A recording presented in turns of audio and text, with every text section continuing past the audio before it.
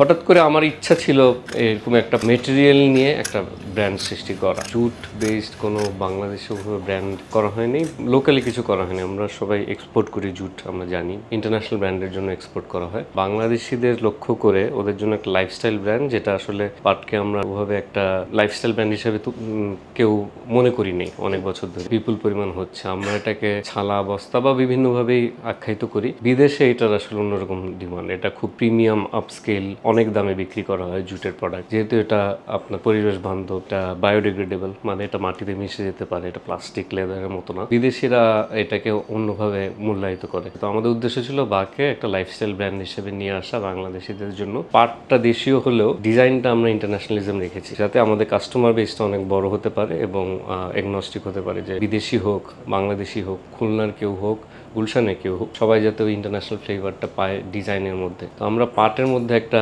International design element নিয়ে কাজ করি।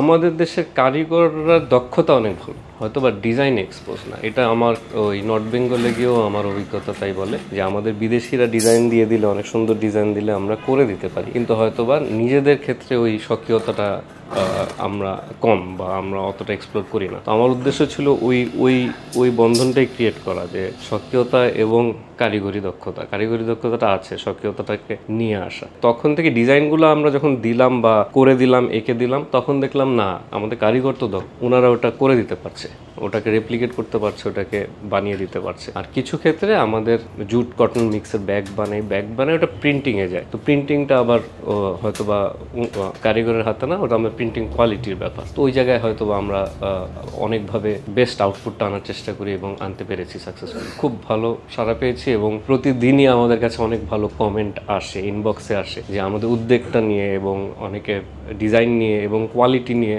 আমাদের 1% রিটার্ন হয় না, যেটা হয় অনলাইন ব্র্যান্ডের ক্ষেত্রে বা ই কমার্স ক্ষেত্রে অনেক রিটার্ন হয়। আমাদের এখন পর্যন্ত 1%ও রিটার্ন রেট নেই, তার মানে ফেরত আসে না প্রোডাক্ট। যেটা প্রথম দিকে আমরা বলবো আমাদের টার্গেট গ্রুপটা ছিল 35+ বয়সের যারা। এখন যেহেতু আমরা ব্যাগ বা on the go lifestyle product যেগুলো বেশি বানাচ্ছি, ক্যানভাস ব্যাগ, টোটে ব্যাগ, তখন দেখা যায় ইউনিভার্সিটি গোয়িং ছেলে মেয়েরাও আমাদের কাছ থেকে রেগুলারলি কিনছে। সো এখন আমাদের টার্গেট গ্রুপটা অনেকটুকু এক্সপ্যান্ডেড। বাহকে ভাবলে চিন্তা করতে হবে যে এর একটা পরিবেশ বান্ধব ডিজাইন ওরিয়েন্টেড ব্র্যান্ড। এখানে জুট দিয়ে কাজ করা হয়, আপসাইক্লিং যেটা বলি, যে ওয়েস্টেজ নিয়ে আমরা কাজ করে সুন্দর সুন্দর ব্যাগ বানাচ্ছি। আপনারা হয়তো দেখেছেন ডেনিমের ব্যাগ, ক্যানভাস ব্যাগ করছি। আমি বলি যারা একটু প্রগ্রেসিভ মাইন্ডেড, যারা মনে করে যে না, আমি লেদার কিনবো না, আমি প্লাস্টিক কিনবো না, আমি একটা পরিবেশ বান্ধব মেটেরিয়াল দিয়ে জিনিসটা কিনা আমার I will carry my own style.